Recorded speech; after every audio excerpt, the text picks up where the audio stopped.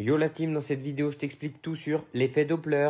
Alors, c'est quoi l'effet Doppler? C'est un phénomène ondulatoire qui va se manifester lorsqu'une source sonore, par exemple, est en mouvement relatif par rapport à un observateur.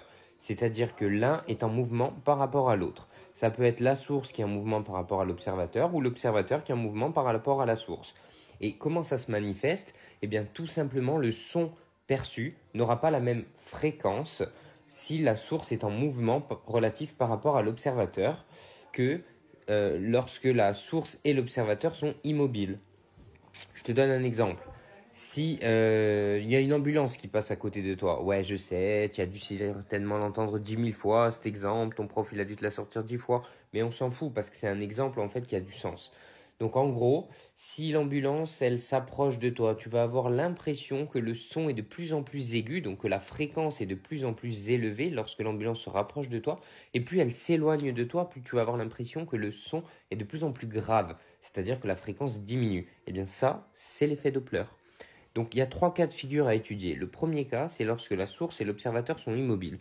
Et bien dans ce cas, tout simplement, la fréquence perçue par l'observateur, qu'on va noter f' dans cette vidéo, est égale à la fréquence qui est émise par la source, qu'on va noter f source. Okay ? Dans le cas numéro 2, où la source est en mouvement par rapport à l'observateur et s'approche de l'observateur, alors ici on va rajouter un petit vecteur quand même sur VS, sinon ça fait mal aux yeux, et bien dans ce cas, la fréquence perçue par l'observateur est différente de la fréquence émise par la source. Exactement, la relation va s'écrire f' est égale, donc du coup, à v sur v moins v de la source, la vitesse de la source, le tout fois f, où v correspond à la vitesse de l'onde sonore. Donc, et dans le troisième cas où la source s'éloigne de l'observateur, la fréquence perçue par l'observateur est là encore différente de la fréquence émise par la source. Exactement, la relation est la suivante, v sur v plus v source fois la fréquence émise par la source. Ok? Donc, ces deux relations-là, elles sont pas à connaître ni à démontrer d'ailleurs. Sauf si tu as un prof fou, évidemment, il va te demander de la démontrer, mais en réalité, en terminale, on ne te demandera pas de la démontrer. En revanche, il faut que tu saches que lorsque la source s'approche de l'observateur, alors la fréquence f', eh bien, par rapport à la fréquence f, elle est plus grande. Ok ? Et dans le cas où la source s'éloigne de l'observateur, la fréquence perçue par l'observateur est plus petite que la fréquence émise par la source.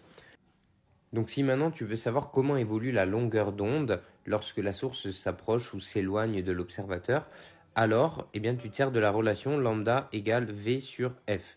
Donc F', c'est quoi? Eh bien c'est tout simplement V sur lambda prime, donc supérieur à V sur lambda S.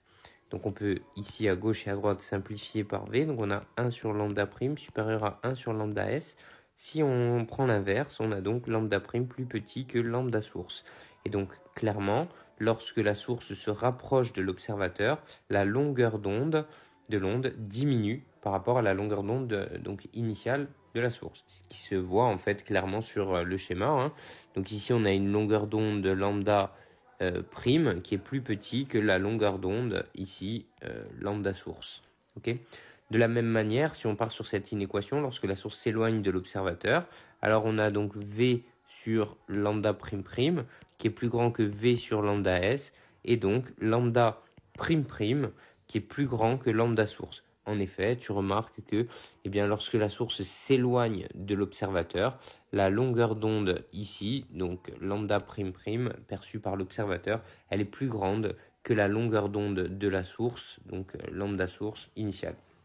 Voilà, j'espère que cette vidéo t'aura été utile, que tu auras au moins capté l'essentiel sur l'effet Doppler. Pense à t'abonner et à enregistrer la vidéo.